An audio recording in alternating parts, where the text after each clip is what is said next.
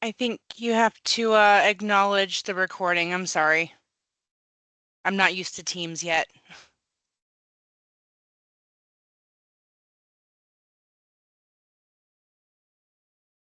My apologies.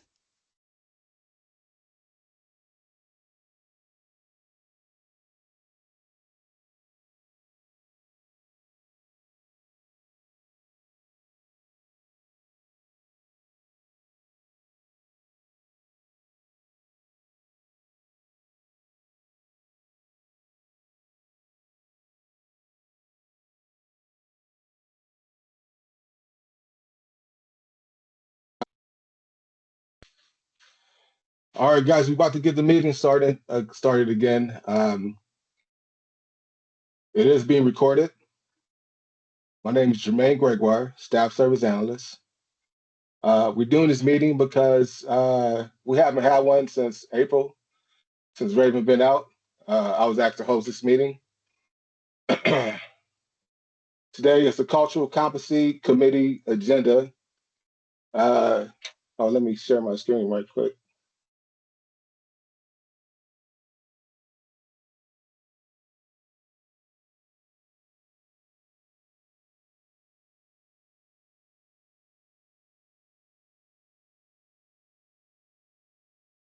It's my first time using the Teams meeting, so give me a little bit leeway here.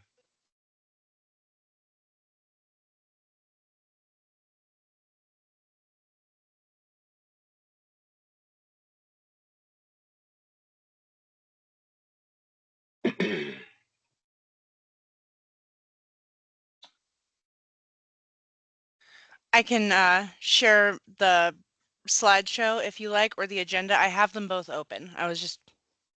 Okay, yeah, I want you to help me out because I'm still trying to figure this thing out here. Okay. No worries. Switching platforms is a challenge. Hey, Jermaine, happens to everybody, so it's no big deal. Oh, it's all good. I'm not worried about it. I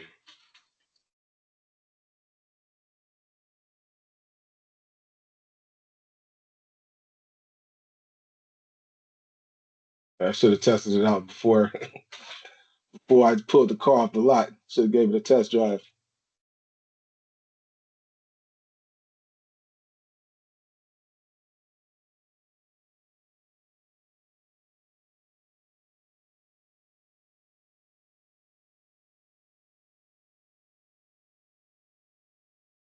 Are you still trying to share your screen, Patricia? I did not want to hijack it, but I think it's sharing now. Okay. The agenda. Okay, so we can solve today. Today is July 24th. Meetings began at 10 o'clock, facilitated by me, Jermaine Gregoire. We're going to we can start out talking about the last minutes from the last meeting, which was a while ago in April.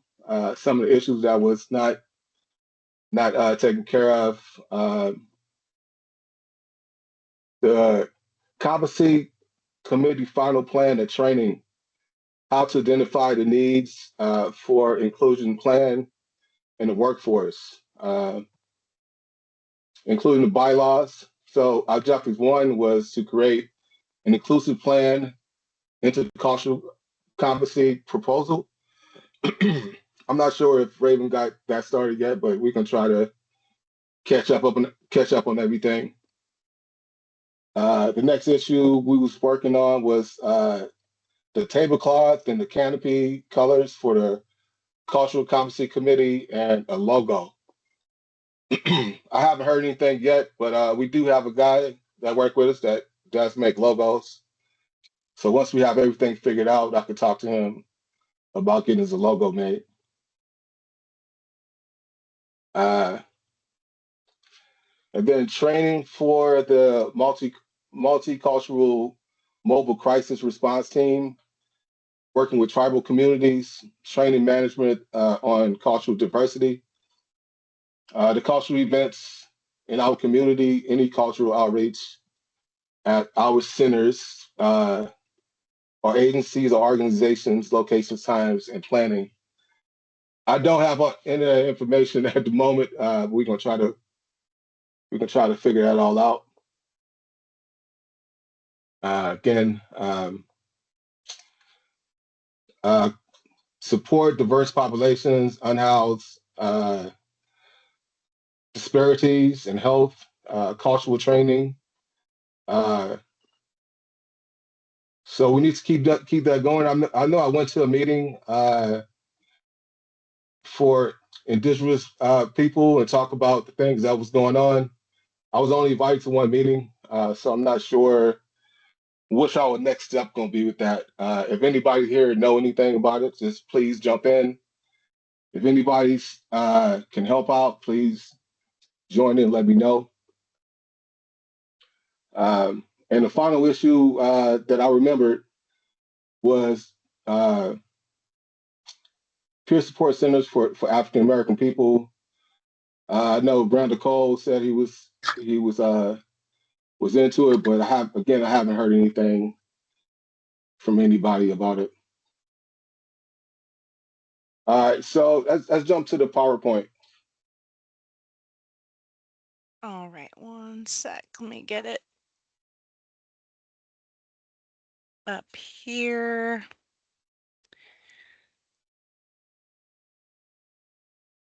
I don't know if I should. Okay, one second. All right, let me just.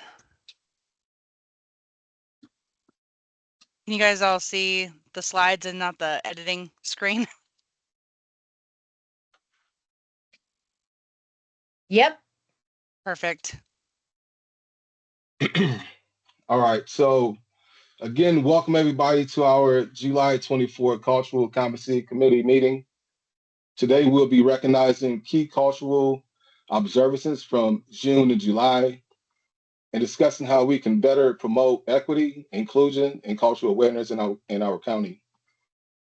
We can start off with a land acknowledgement. Uh, we respectfully acknowledge that the land, now known as Lake County, California, is ancestral and unceded homeland of the Pomo, the Wapo, and the Lake Miwok peoples who have lived and stewarded these lands for thousands of years.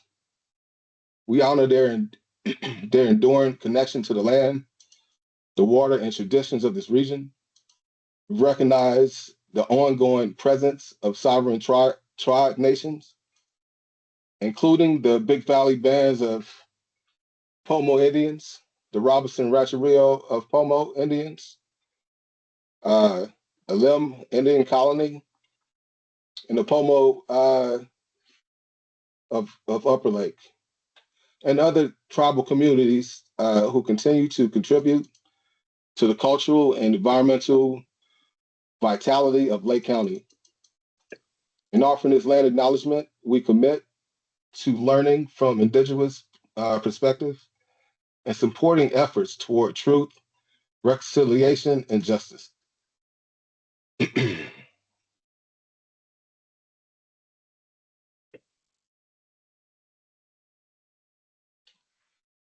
The importance of cultural recognition. Recognizing cultural observances affirms the identities of our community members and promotes mutual respect. June and July are filled with events that reflect our nation's ongoing journey toward justice and inclusion and unity.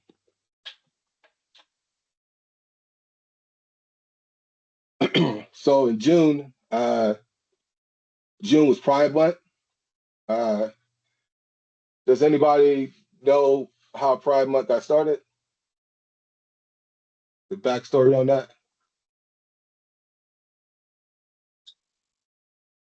Well, I guess I'll start it off and let you know.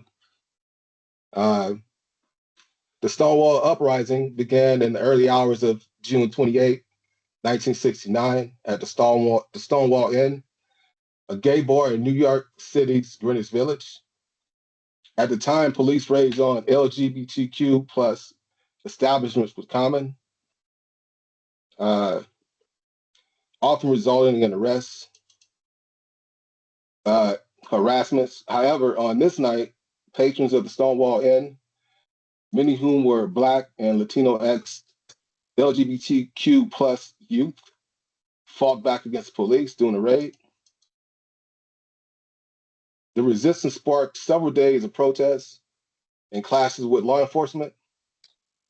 The spontaneous uprising became a turning point and for the fight for LGBTQ plus rights in the United States and galvanized activists and leading to the formation of advocacy groups like the Gay Liberation Front and the Gay Activist Alignment. Uh, the first Pride marches were held 1 year on the 1 year anniversary of the uprising in 1970, commemorating the events and demanding equal rights. Today, the Stonewall Uprising is widely regarded as the catalyst for the modern LGBTQ plus rights movement in the United States and around the world. uh, do anybody know if we had any events in Lake County celebrating Pride Month? This year we had the Pride Health Fair for the first time. Yeah, how was that? That was really great. Layla, oh yeah, she is in the chat now. But Layla from Health Services was the kind of tour de force behind that. And it was a really great first event. Nice. The second cultural holiday for June was National Loving Day. Like I never heard about the Loving Day until I seen the movie a couple of years back. That was pretty good. So I'll give you a little background on National Loving Day. National Loving Day is observed each year on June 12th to commemorate the landmark U.S. Supreme Court case Loving versus Virginia, 1967, which struck down the state laws banning interracial marriages. This case was brought by Mildred Jeter, a Black woman, and Richard Loving, a white man, who were arrested in Virginia for marrying across racial lines. The Supreme Court unanimously ruled that the law prohibiting interracial marriages were unconstitutional, affirming that marriage is a basic civil right. This decision not only ended race-based legal restrictions on marriage, but also became a pivotal moment in the civil rights movement. National Loving Day celebrates love, equality, and the right to marry regardless of race.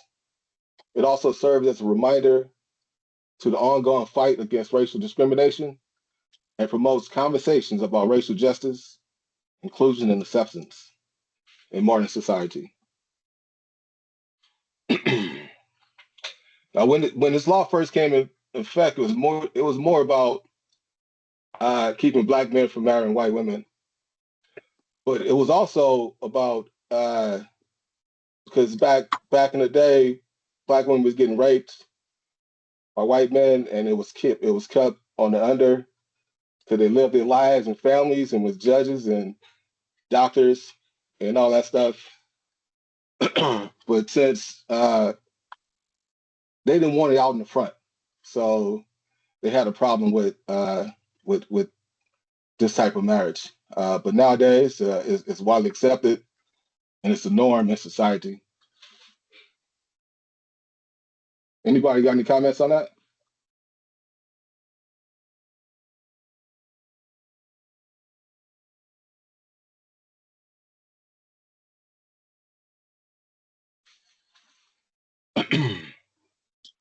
And we also celebrated Juneteenth. A lot of people don't know what Juneteenth was. It wasn't taught in school. Only reason I knew about Juneteenth is because my aunts went to historical Black universities, and they brought it back home, but it wasn't taught in school. I actually didn't really know about the celebrations until I was 17 and went to Texas, and they had a huge celebration over there. So I'll tell you about Juneteenth. Juneteenth is celebrated annually on June 19th, commemorates the day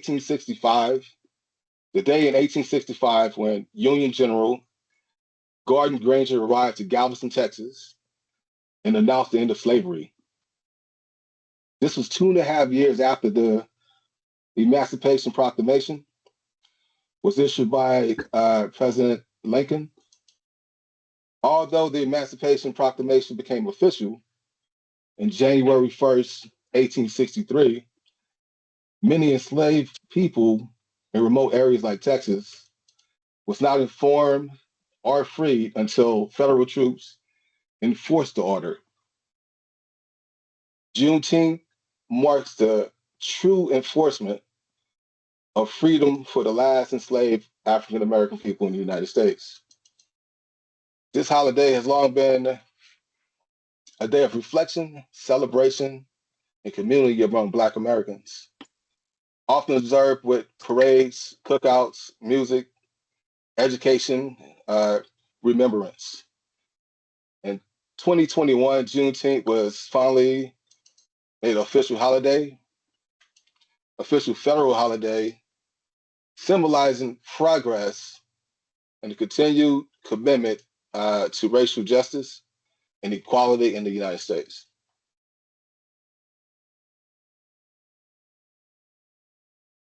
Anybody here know about Juneteenth before it became a national holiday?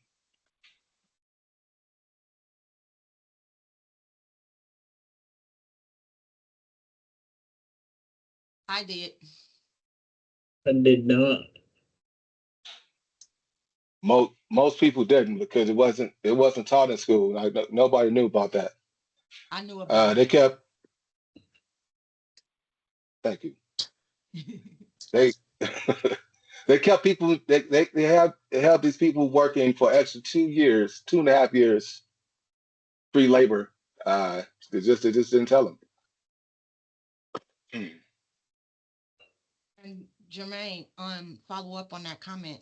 I knew about it because my grandmother was, and my grandfather is from Texas.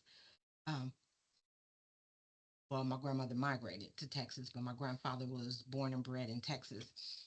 And a lot of it, those 2 years that they were kept enslaved, was a large part also due to because they did get to go into the larger towns. Slaves did, following their slave masters.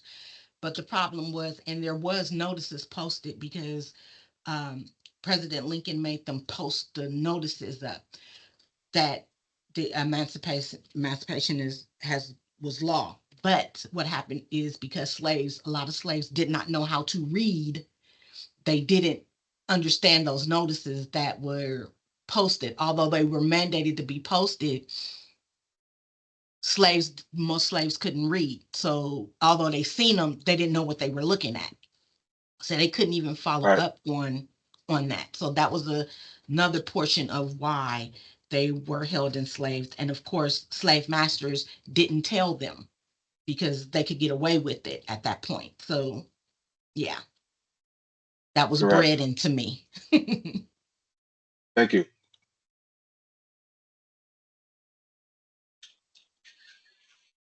All right, so so everybody know about the 4th of July, 4th of July, Independence Day, U.S. federal holiday, celebrated to commemorate the adoption of the Declaration of Independence in 1776, when American colonies declared independence from British rule.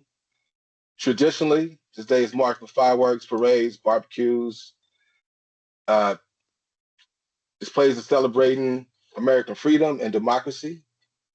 However, for people of color, particularly African Americans, the meaning of 4th of July was more complex.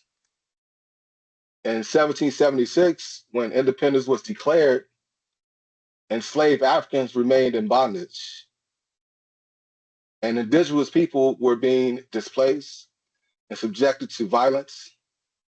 As a result, the promise of liberty and justice for all did not include everyone.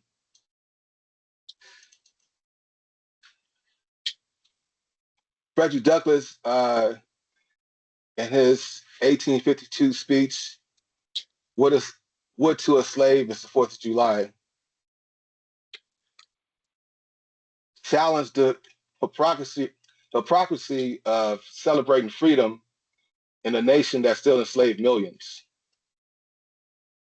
His words continue to resonate in those who reflect on the nation's history of inequality and systematic racism. Today, many people of color celebrate the 4th of July while using it as a moment of critical reflection, cultural expression, and reclaiming patriotism, recognizing that the contributions and the struggles of marginalized communities help shape the United States.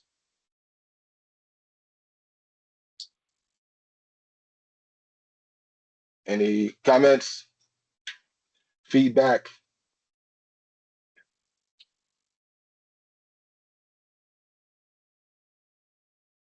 Right. Hey, wait, can you guys hear me? Yeah. Okay. Hi, this is Elise, and I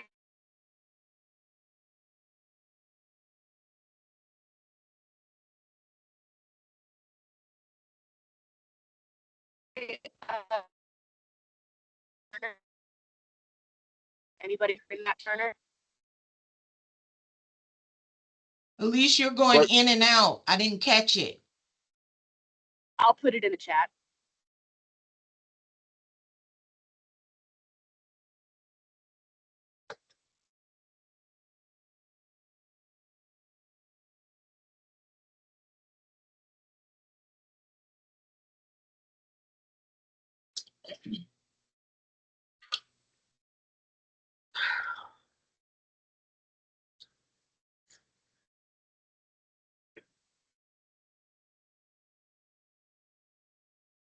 Chat.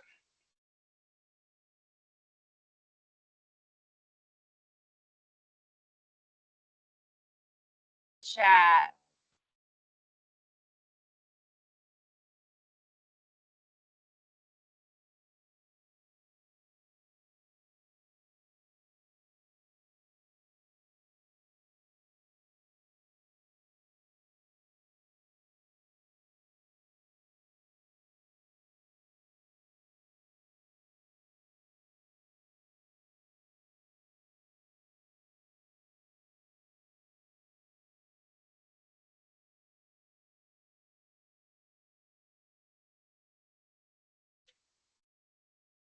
I still don't see anything from Elise yet.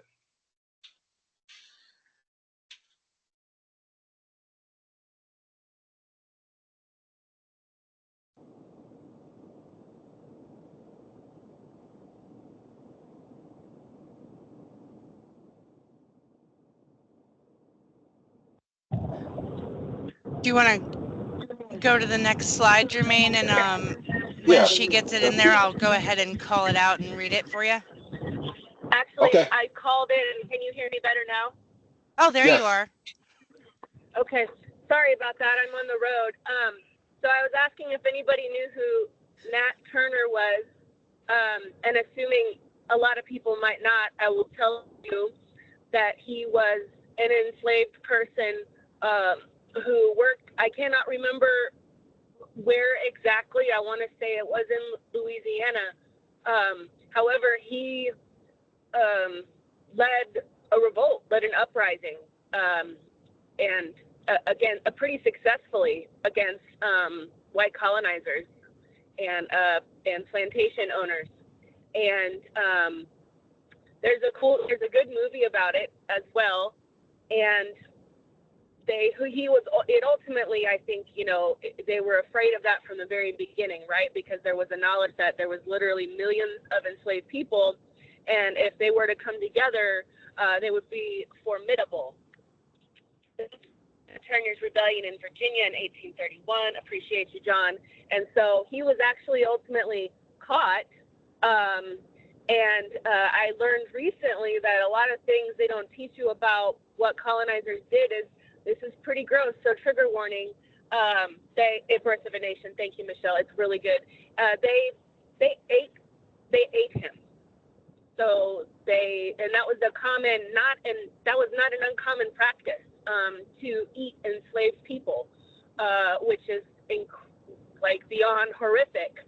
And in fact, my personal connection to that is that my husband determined, through a long line of investigation, that he is a descendant directly of Nat Turner, and his mother actually carried the Turner name, and the family was still being hunted, for lack of a better way to put it, by these families that had, that Nat Turner led the revolt against, to the extent that even his great-great-great-granddaughter, they did not feel was safe, and so they moved her to California and changed her last name from Turner. And so it's still a recent, in relatively recent history, that's an impacting thing. So just interesting. Thank you. Yeah, so it was a common practice back in the day to try to get Black men against each other, because they felt together unity would be too much and Black folks would take over. So they kept divide and conquer, keep people divided. Even today, many Black businesses don't stay in business because a lot of Black folks don't shop in Black businesses. Not unlike if you go to like Chinatown with everybody's supporting, or different places, Italians, so everybody support each other.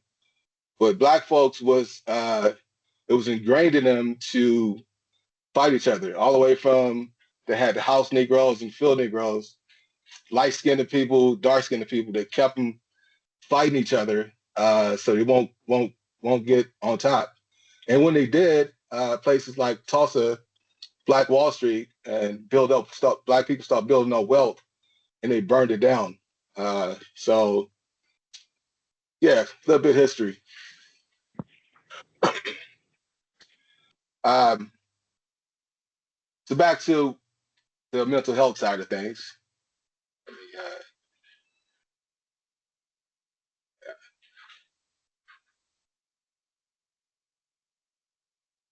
get my slide.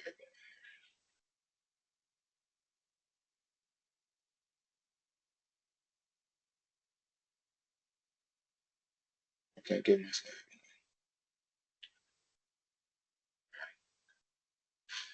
All right, so Black, Indigenous, and People of Color Mental Health Awareness Month.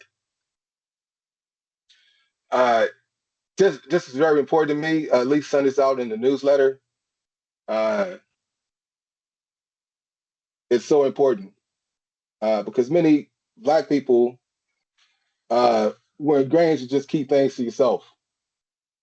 You don't talk about it. That's how we was raised. So we hold that stuff in. And when somebody have a mental health issue, they say stuff like, "Oh, they're just acting crazy," because they don't know how to deal with it. We just tell people, they try to yell it out of them or whoop it out of them instead of getting the help that they need. So when Elise started putting this in our newsletter, it was very important. So the purpose of recognition, July is dedicated to raising awareness of mental health challenges in Black, Indigenous, and People of Color communities. It honors B.B. Moore Campbell, who advocated for equitable access to mental health care. Of course, it's barriers to care, systematic racism, historical trauma, uh, economic inequalities, and cultural stigma that limits access. And that's the stigma I was talking about. Like, we was raised that Black men to keep it to yourself, to don't look weak in front of other people. So that hinders us from getting help. um, there's also a lack of cultural competent providers that also hold us back. Black Americans experience mental health illness similar rates to white peers, but receive less treatment. And the 2018 study revealed racial bias in diagnosis. Black men more often diagnosed with schizophrenia instead of stuff like depression. uh, Other affected groups, American Indians and Alaska Native women, face significant higher rates of postpartum depression, up to 29.7%, which is terrible.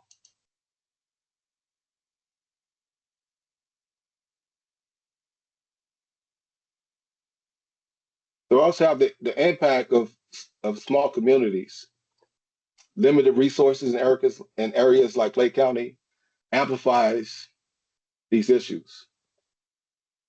Cultural understanding and treatment is often missing or not available to people of color, indigenous people, Black folks.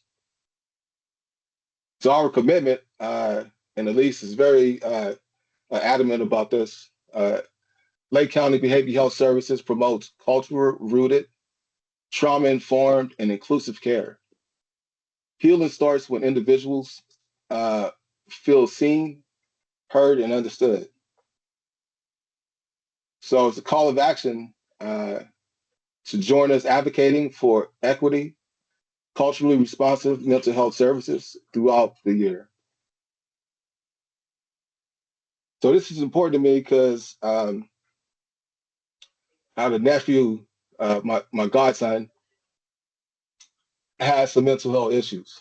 His family couldn't handle him. The cops will come and they'll either lock him up for a while, but just because he had mental illness doesn't mean he wasn't smart.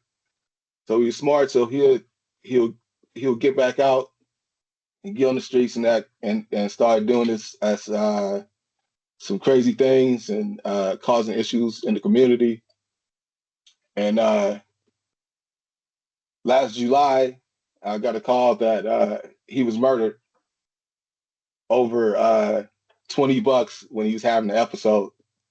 And when he was straight again, somebody seen him sitting on the porch and came up and killed him. So that's why I feel like it's important for Black people, Indigenous, and people of color to take care of these mental health issues, not hold it in. They got families that don't know what to do, and don't get the resources they need. So this is very important for everybody here.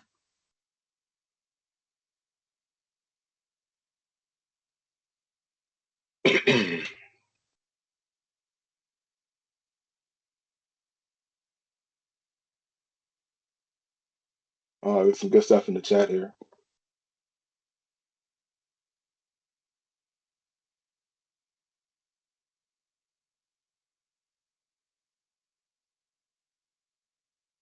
Yes.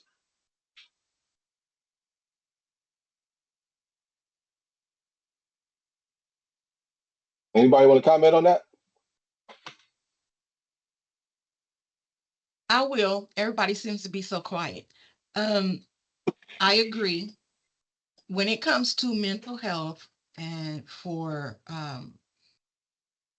Blacks and other nationalities, when it comes to seeking help, and this is from personal experience as well, it can become difficult. You seek help and you get referred and you go speak to one or more persons, and you find it difficult to express yourself because as you're expressing yourself, you can see that the person, the professional you're speaking with, has seriously no understanding or basis for the things that you're stating. In other words, it's hard to discuss some things to a person that has no idea of where you come from, your environment, or what it's like to walk in your skin or your culture. It is hard to get that rapport built. So then you, as the client, withhold, you pull back some. So then a lot of times you end up not with the proper diagnosis, or you just stop going for treatment. And I know it's not just from myself, from speaking to other family members and friends who went through that same thing. So I think also getting more other nationalities and races into being clinicians and to offer that treatment to where you can feel like you have a relatable person to speak with. Because when you don't feel like the person can relate, you don't share much. And that's where you can get hindered in your treatment. Thank you. Amanda, you got something to add? Yeah, so I'm white, you know, but so I don't know about the race part of it, but I know I have a substance use history, and so I know I've been judged on that aspect, you know, with my mental health and with my substance use history. So I can only imagine how it feels to be of a different race and be judged that way. You know, I think mental health and is so important. Men in general don't reach out for help. You know, whether you're white or you're black or you're native, men have been taught to hide their feelings. So I know in my family, you know, a lot of the men have had issues with their mental health, and they haven't reached out because of judgment. You know, and I love that Elise is so about, you know, bringing everyone in together, because this is not just a race issue. It's a world issue, you know, that we need to all Right. stand together and stand up for each other, you know, no matter what color you are. Doesn't matter. No matter what, you know, gender you identify as. We all need to stand up for each other. And so, yeah, thank you. Thank you guys for doing this. This is awesome. Thank you. That's great. Anybody else?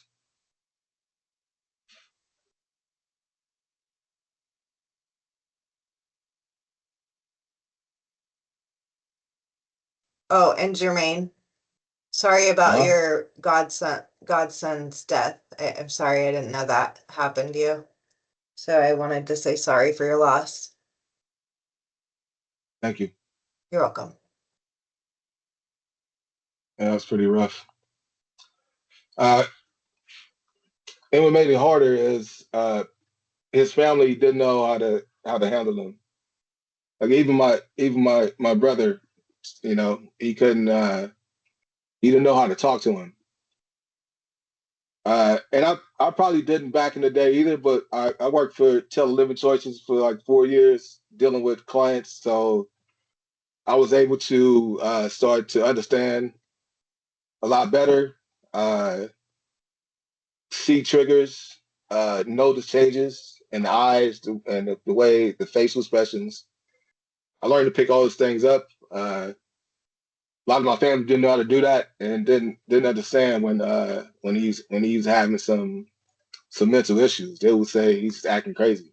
Uh, and I'm pretty sure it's not just my family that happens to a lot of different families. Um, and I will say when I worked at Tele Living Choices for 4 years, and I've worked with probably 60 different clients. I have never had uh, a black client in Lake County uh, working for them. Uh, so I just feel like they're not they're not getting the help that they need. So very important. And so mental health is very important. And again, Elise, thank you for from spotlighting this. All right. Community reflections. What actions did our departments take to honor these observances in the last couple? Oh, go ahead, James. I just wanted to say that it is especially difficult when, we work in an environment where we all carry a county logo on our badges. We can be, viewed as authority when we're trying to help. It has Yeah. been, historically systemic that racial uh, divisiveness has been kind of built into the culture, into the media, into everything. And it's difficult sometimes to overcome that and help our clients understand um, that we are here to help. We're not, police. We're not here to punish. We're not here to force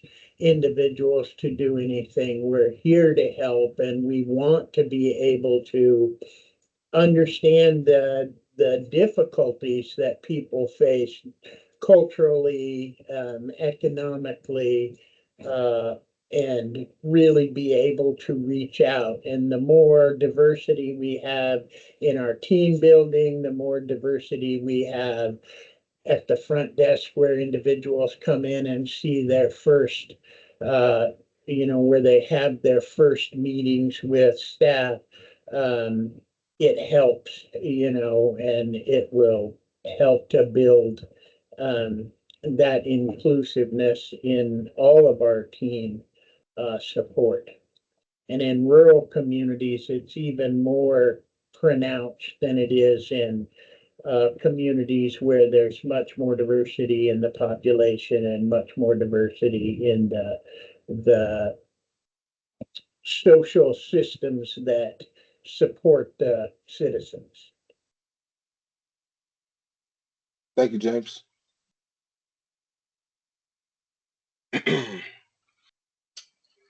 So again, what actions did our department take to honor these events? I know the main one is I'm saying at least adding this BIPOC spotlight every July.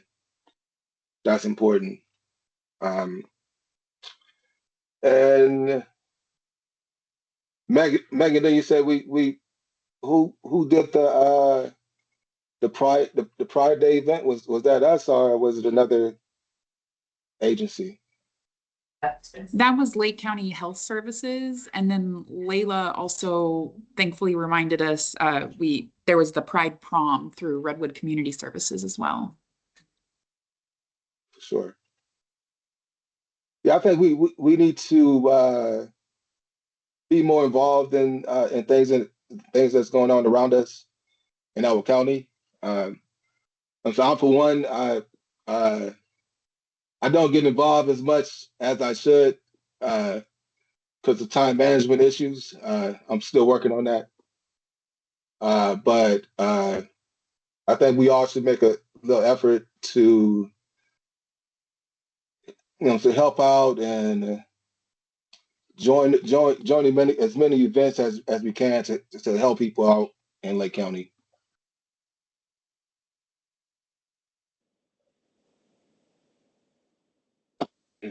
I'd like to add feedback from community members during our MHSA community meetings. We've had a lot of feedback about our peer support centers, and those centers have a focus when we hire staff for them. There's a focus on lived experience so that they can relate to the people that come in there, and that has been a really big focus for the past 5 years that I've been in this position.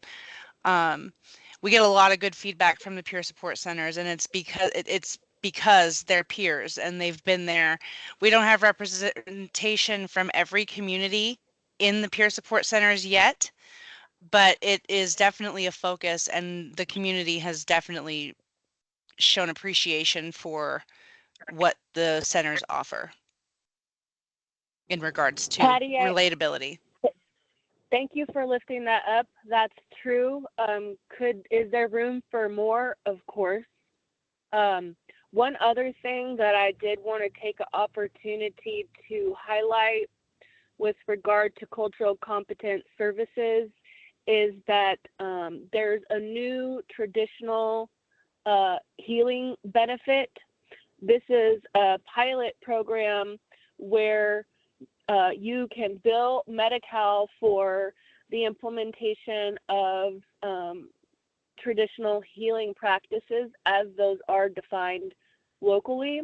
And so we have been working with an entity some of you may have heard of, or even I know they do some great trainings, Kanokatai Native Wellness Initiative, to explore how we can roll out that benefit to our tribal populations. It is actually quite complex, as unfortunately so many things are in government land, but we are working diligently, and I want to give Amber Westfall a shout out for championing the work around adopting the traditional healer benefit.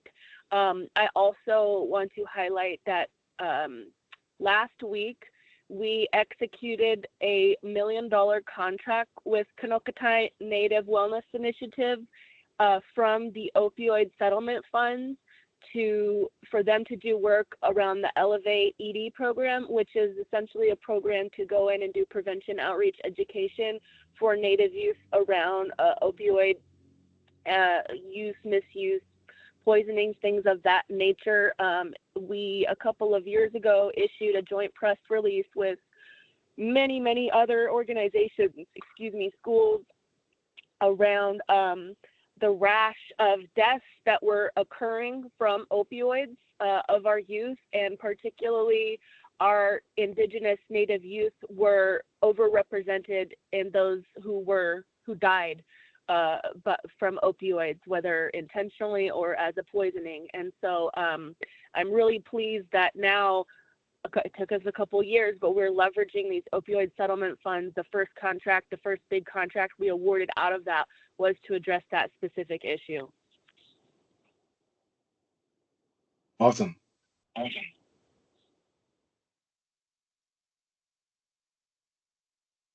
All right. So in closing, thank everybody for the engagement and commitment. Celebrating culture isn't a 1-month activity. It's a continuous practice of learning, respecting, and uplifting. Keep leading by example in our county. So that's my last slide, but the floor is open for any comments. Anybody want to help out with doing these meetings until Raven get back? She was so organized.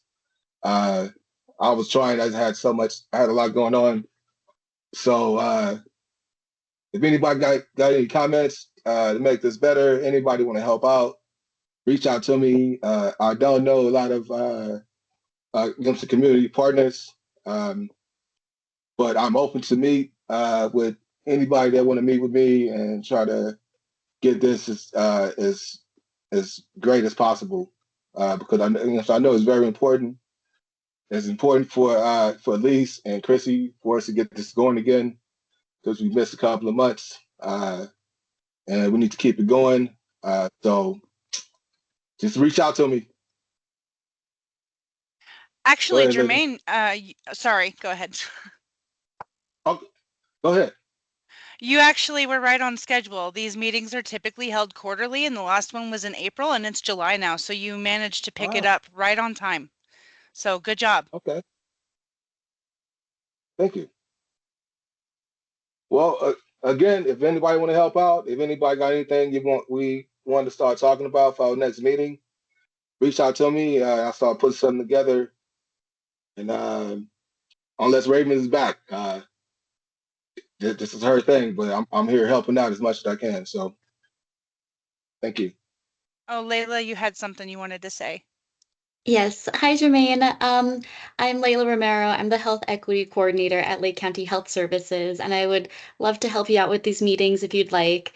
And something Yeah. else that I wanted to bring to this group is in the past, we've talked about how to diversify our workforce, and I would usually bring up the statistics and demographics that were on our county HR page. And I'm pretty sure that HR has taken down their DEI page because I can't find it anymore. Um, Luckily, I was able to get screenshots of the demographics, which showed that people of color are underrepresented in our county staff in terms of population rates. Um, I'll try to find it and I can send it out to this email group. But yeah, just something to be aware of. I'm pretty sure that like as a county, we have taken down DEI from our page. Yeah, it's a federal thing, I think, right now. That our current administration has started striking that down. So, but Yeah, thank I you. had I would love wondered. your help. Yeah, Go ahead. I had wondered if that was the reason why they took it down, but I mean, we're local government, so I didn't think that, unless HR, the HR department for the county receives federal funds, I didn't think that it would be a reason for them to take it down because I I lost my federal funding as in health equity. But I still have other resources that allow me to keep doing my work. So I would think that our county is also able to do the same, or else my position would also probably be terminated. Layla, I hear you. I'm grateful you brought that up. And I don't know, I wasn't actually aware of that myself. It is an unfortunate trend. Even an institution in California, Stanford University, has stopped providing a lot of gender affirming care. And I think that in California, there's a fear and a desire to fly under the radar and not draw attention of the feds who have a different agenda than California does. And that's a really rough space to be in for sure.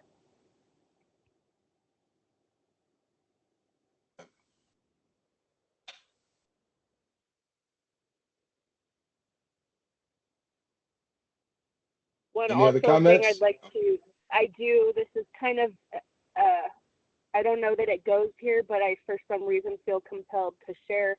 Some of you may be aware that the Federal Health and Human Services Agency, as you know, Medicaid draws down federal dollars. And so any entity that was providing Medicaid services, not just for behavioral health or specialty mental health, but across the board, think about in Lake County, about 50%, give or take, of our population is currently receiving Medi-Cal, which is Medicaid. And the feds released the demographic data of those beneficiaries to ICE. And so that is, I think there's a concern of how much information we have out there, and a desire maybe to limit the amount of information that's accessible, with the idea that that may help protect people. But again, it's definitely tough. It's a rough space right now.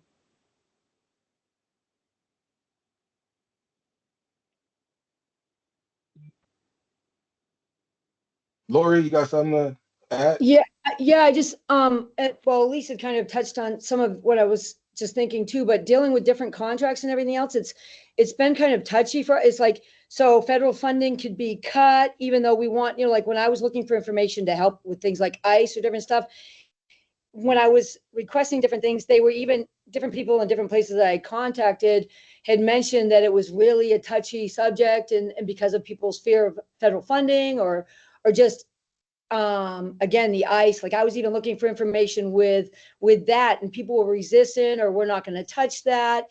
And it's because the whole agencies can be cut if they're not compliant, their people's grants are being pulled and everything else. So it's like, even though people want to help and do things, people that normally would are backing away, which has been really uncomfortable. I mean, like I actually talked to Elise a while ago about ICE and stuff and different requests. I mean, help and got a little bit from Sonoma County, but when I was talking to them, they were not knowing how to navigate some of these things. I mean, we've got different training requirements and we're supposed to update our policies, but if we do these things and we comply, we can lose this, and so it's like, even though it might not affect certain departments, when it affects everything as a whole, they're kind of like making us pull back or, don't do this or don't do that, or where are we at with these things? And it's like people are afraid to give even information, because as we support it, and we know our community supports it, it's like where our money's coming from could be stopped because of it.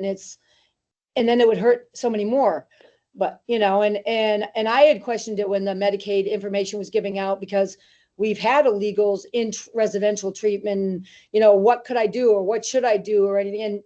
And nobody had answers, they're afraid to touch it, and all of it, or, how do I get information on this? And I don't know right now. That's what I'm hearing from people that I talk to, or when I'm reaching out to people that I work with in different areas that normally would be helping me with that. They're like, we don't have answers. We don't want to get you in trouble. We want to give you the wrong answers.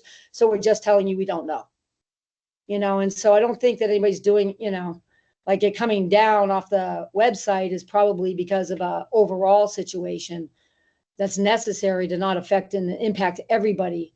And it's disheartening. It's like, we're being forced to deal with, accept things that we're just now, that we've spent years bringing in, and now we're told we can't be there, and going backwards. So, yeah, I just wanted to mention that and kind of reiterate what Elise was saying too. So thank you.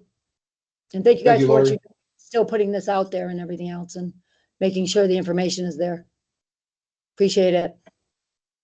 Thank you. Vanessa?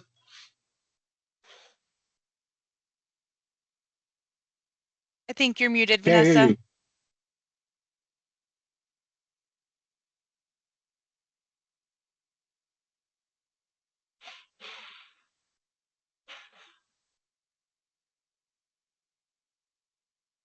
Still can't hear you.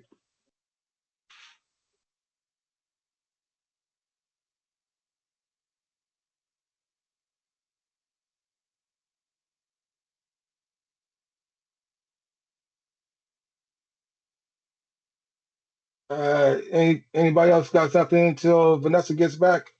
I think we might have lost her for a second.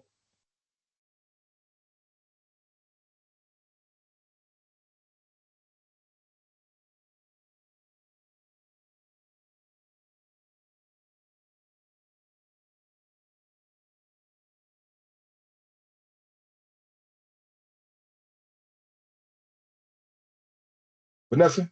Yeah, can you hear me now? Yeah, I can hear you. Go ahead. Oh, yay. Okay. All right. So what I wanted to mention was that number one, Raven did a fantastic job with the cultural awareness plan, and we have adjusted it to be much more in alignment with the class standards as discussed in the original agenda. So I wanted to give an update on that. Also, in terms of demographics, we do have access to the CalMesa demographic dashboards. So if that would be beneficial to you, we can make sure you have screenshots for your next presentation. One thing I've noticed in our demographic dashboards is that there is some data missing in terms of race, ethnicity, and other characteristics like SOGI. So it doesn't give us a great picture of who we're serving. And so we need to really develop a game plan around rectifying that issue, because if we don't know who we're serving, how can we appropriately serve them? So that's something we can bring to the next meeting. And that's all I had. Thank you. All right, thank you. So that's all I have too. And like I said, if anybody got any help, anybody want to join in, anybody want to send me some information, community contacts, I'm open to it all. Other than that, that's all I have.